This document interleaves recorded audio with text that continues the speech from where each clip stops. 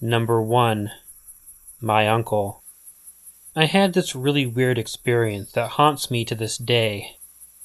I had a great uncle who was around 80 years old at the time.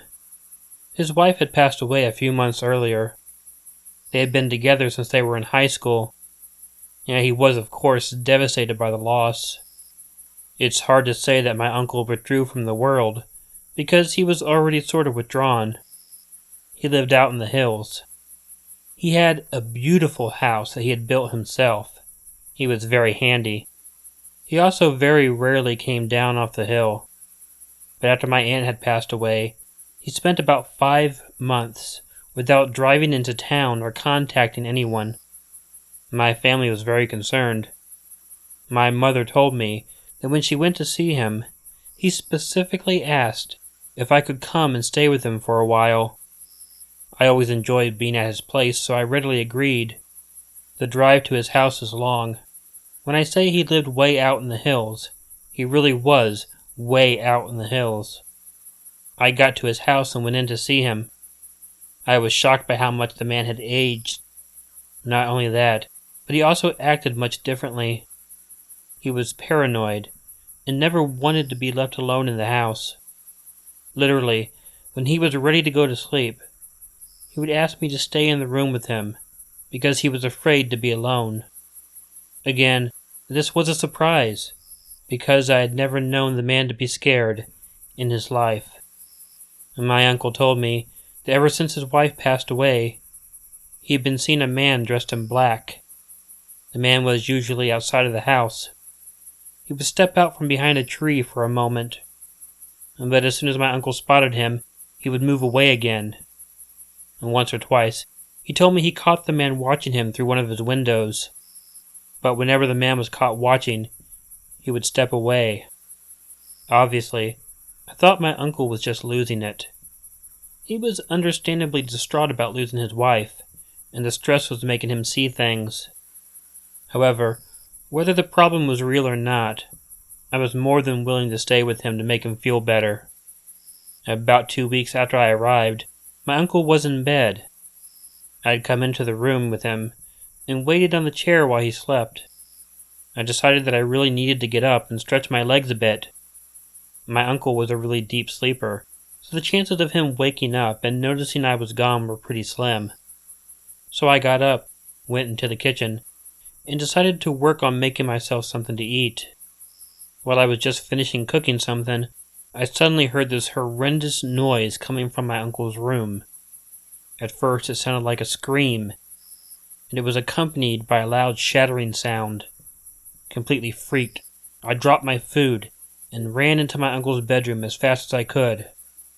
I'll never get the image of what I saw that night out of my head. My uncle was laying in bed as white as a sheet. His eyes were wide, and for a moment I almost thought he was dead. That's how still he was. But even stranger was what he was staring at.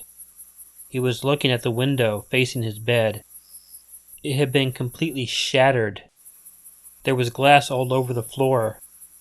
It was very evident that whatever destroyed this window did it from the outside. I checked around inside and outside of the house. I not only found nothing, I found no trace of anything either. My uncle was terrified while I was checking the premises, but there was nothing I could do about it. I had to make sure no one was there. I found nothing. I hated to do this, but I had to take my uncle off the hill. He was so scared, but whatever had happened to him made it worse. I took him to the hospital. Unfortunately, his mental state had deteriorated so badly that he would not be allowed to go back to the house. My mom arranged for him to be put in a home. I repaired the damage to the house.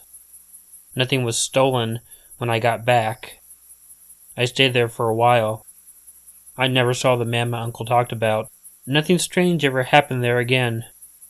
I have no idea what it was about.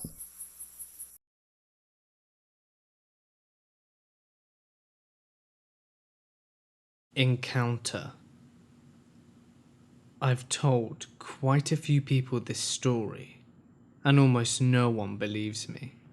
but it's definitely true, and is the freakiest thing that has ever happened to me. I had a few years where I was sort of down on my luck. I live in an area with a lot of relatives, so one of my aunts was having a party, and I ended up staying a lot later than I should have. There was free beer, so I had to, and I got a bit intoxicated. And when my cousin who was supposed to be driving me home wanted to leave, I declined because I wanted to keep drinking. So he left, and I was without a ride home. When I finally left, I had an extremely long and uncomfortable walk ahead of me. Whilst you might think that my aunt or someone else could have given me a lift home, my family was a little tired of having to drive me places. So I prepared for a really long walk down this country road. Although I had been drinking, the atmosphere outside sobered me up pretty quickly. It was really dark and very brisk. And for some strange reason, it was eerily quiet. I mean, usually there are all sorts of animal noises. You know, crickets and frogs and other things. But this night, everything was calm and quiet. I did become aware of some noises in the woods though. You know, as if an animal were walking back there. And the noises didn't go away either, which made me start to think that an animal might be following me. Of course, I was very nervous at this point. I didn't fancy being something's midnight snack, and I tried to hurry up a little bit. And I did get slightly ahead of the noises, so I figured that I'd be okay. However, right then, I heard a sound of several twigs breaking, but the sound stopped there. I had a feeling that whatever had been following me was now directly behind me, but it wasn't moving. I told myself to keep walking, but part of me said I just had to turn around and see. So very slowly, I forced myself to turn around, and when I saw my pursuer, I screamed. There was this large, dark figure standing behind me, and it had to be nearly 8 feet tall. The worst part, though, was that it had red, glowing eyes, and it stood there staring down at me. Well, I took off running right away, and I was so terrified that I didn't even notice if it was following me. I didn't know how far I actually ran, and if it followed me at all. But finally, after an eternity, I ventured a look back and saw nothing. It was still eerily quiet, and I was terrified. But I walked the rest of the way home. Now, I know everyone would just tell me that I was drunk and imagined it, but never before has drinking beer caused me to hallucinate. I know what I saw that night, and I never went for a walk in the middle of nowhere again.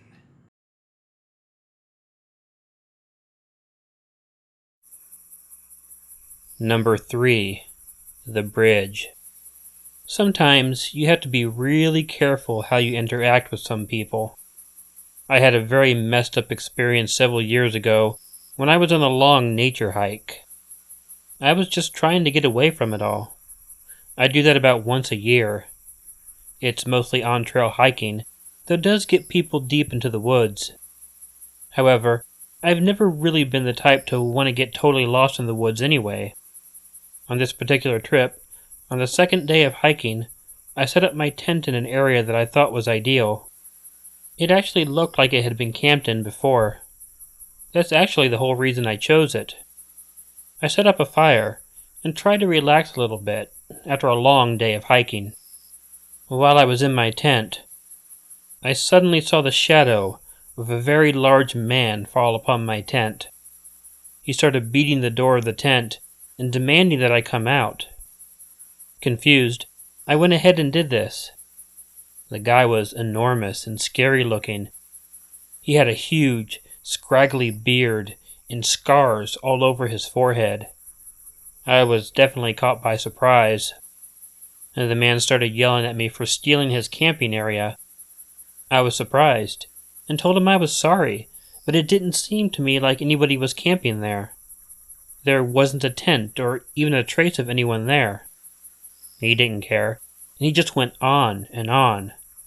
I was about to offer to pack my stuff up and find another spot. However, in the middle of yelling at me, this very strange man just went off into the woods, still yelling. I obviously did not sleep too well that night.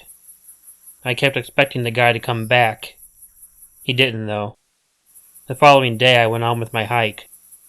I had mostly forgotten about the encounter by the time I came to this ravine. I had been there before. You had to cross on a long rope bridge to get to the other side. I always hated that. The drop was steep and right into the river. I was always scared that the bridge would collapse while I was on it. It didn't look rickety or anything, and it always held every time I had crossed it before. But still, it wasn't an easy thing to do. Especially because I always had a problem with heights. Anyway, I began walking slowly and carefully across the bridge. I was probably about a fourth of the way across the bridge when I suddenly felt it swaying strongly. It was so sudden that I did almost lose my balance. But I grabbed and held on. I wasn't sure why, but I looked behind me. The huge man from the night before was behind me. He wasn't walking after me, though. He was standing on the bridge, right on the edge, and using all of his strength to make it sway. He was hoping I would lose my balance and fall in. He probably figured if he was going to hurt me, having me fall off of a bridge would make it seem like an accident. Feeling sick and scared, I realized I had to do my best to hold on and slowly make my way across the bridge. I was so scared that I almost got down on my hands and knees and just crawled the rest of the way across. I had to keep looking back to see if the guy was following me. He never did. He just continued to make the bridge sway back and forth in an effort to get me to fall over. I had to stop about 3/4 of the way across to throw up. I almost lost my grip because of the retching, but I managed to hang on. It was a nightmare, and I didn't think I was going to make it. It wasn't until my hands and then my feet were safely on the other side that I finally calmed down a little bit. When I was able to get up, I looked back across the bridge. The huge man was gone. When he didn't kill me, I guess, he went back into the woods. I just waited on that side of the bridge until more hikers came across. I explained what happened, and they escorted me back across the bridge. I reported the guy to the park rangers, but I have no idea what happened to him, if anything.